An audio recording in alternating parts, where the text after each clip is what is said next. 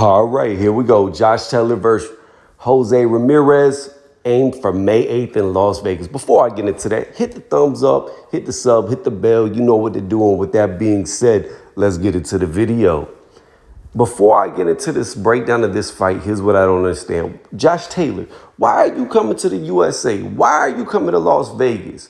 You are the real champion of the division. You're the guy that everybody's aiming to beat. Yes, Ramirez is a champion too, but there's only one man, and that's you, Josh. I don't get this with fighters. Yes, it's world championship boxing.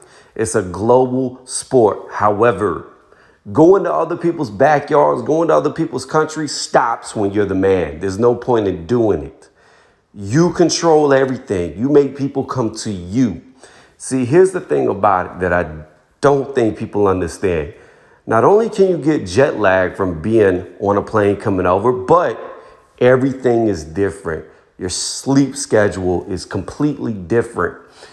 When you're seeing the sun come over your head is different. When you're going to train is different. Even down to the organisms in the water, in the food that you eat are different, and they can all affect you in negative ways. I'm not saying it's going to make him lose. I'm just saying these are possibilities and risks you take when you travel. Thus, I don't understand the point of traveling. See, people think that you should travel if you hold the titles. That's not true. It is not your job to go to, say, Russia, China, Africa, etc. It's not your job to move all over the place. Yes, you are a world champion, so you take challengers from all over the world, but those challengers are challenging you, so they come to you. And I'm not saying that it's in the sense of you need a home court advantage. I'm saying in the sense of, as far as your health goes, it's better to fight it where you live, period. Now, with that being said, May 8th is when this fight is supposed to happen, again in Las Vegas.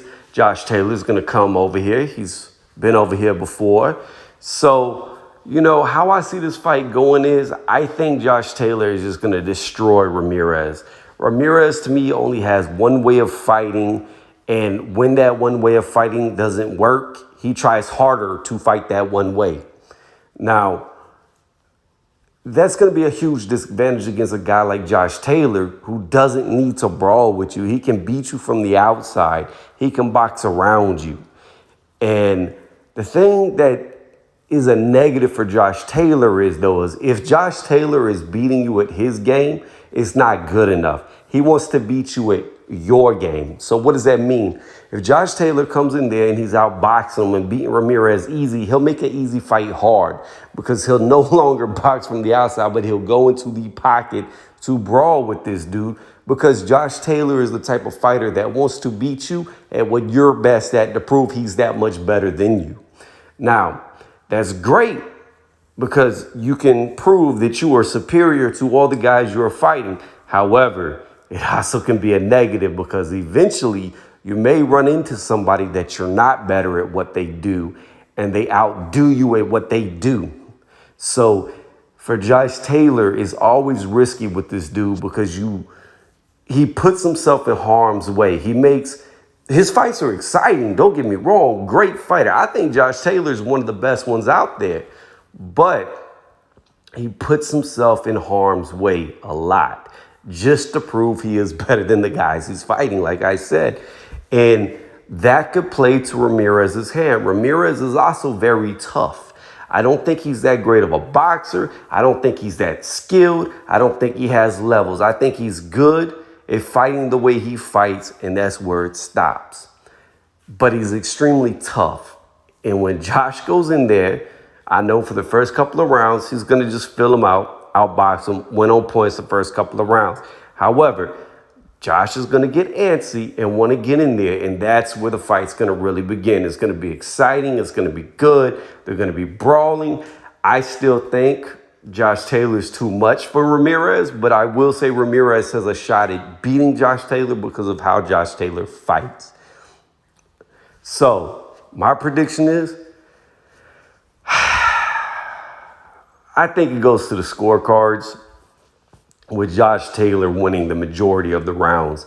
I think if he does lose a round or two here, it's going to be more or less that he takes those rounds off and just, kind of disengages from Ramirez, gets a second win and comes back in even harder after he rejuvenates while Ramirez is doing everything he can to get to Josh while he's resting. So I think it's going to be a landslide win for Josh Taylor. But again, I was in where I began. I do not like the fact that guys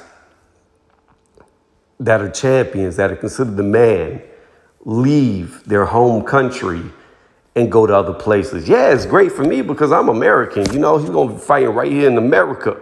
So if I wanted to go down to Vegas, I could because it's not that far away. Well, it is. It's a plane ride, but it's still within my country. It's not like I'm going halfway around the world to go watch him fight. So that's great for the American fan. But again, from a fighter's... Sorry, I don't know what's going on. I got the hiccups out of nowhere. But from a fighter's standpoint, it's not smart. And I wouldn't do it personally. If I won a world title, I wouldn't go anywhere but where I live. Currently, I'm in Georgia, Atlanta. So you can guarantee almost all my fights would be in the A. I mean, I'll probably go to Vegas if the money was right, but I'm not going to fly to England. I'm not going to fly to Saudi Arabia. I don't care.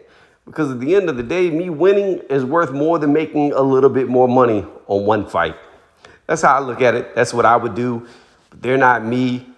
And it's cool. I mean, but at the end of the day, I don't think it's going to affect Josh Taylor. And I'm not making an excuse for him if he loses. I just don't think he can lose to Ramirez. So after he beats Ramirez, the real question is Tio really going to fight him? Because if Teofimo Lopez doesn't fight him, I know Josh Taylor's been talking about moving up. And I think a Terrence Crawford versus Josh Taylor match would be a great match to make. You got Bud, who was undisputed, and then Josh, who was undisputed, both at junior welterweight. So you got two guys that were undisputed there, and then you could really see who the better fighter was at that. Now, Bud has an advantage because he's been fighting at welterweight for longer. But hey, maybe Josh gets a warm up at welterweight because he's already talked about wanting to move up, and then he fights Bud. Or, Josh dares to be great. He might just go straight for Bud. And I think it makes for a good fight. I'm not going to say who I think wins or loses until that time comes around. But if Tio doesn't get him, I really think Josh Taylor is going to move up. He's not going to wait for Tio to come to him. He's going to go up to welterweight like he said he was going to do if he wins this fight. So let me know what y'all think in the comment section. Hit it up, leave a message. I dropped this one early in the morning. So, the timing on my video being released is a little different. But again, thank y'all for listening. I really do appreciate it.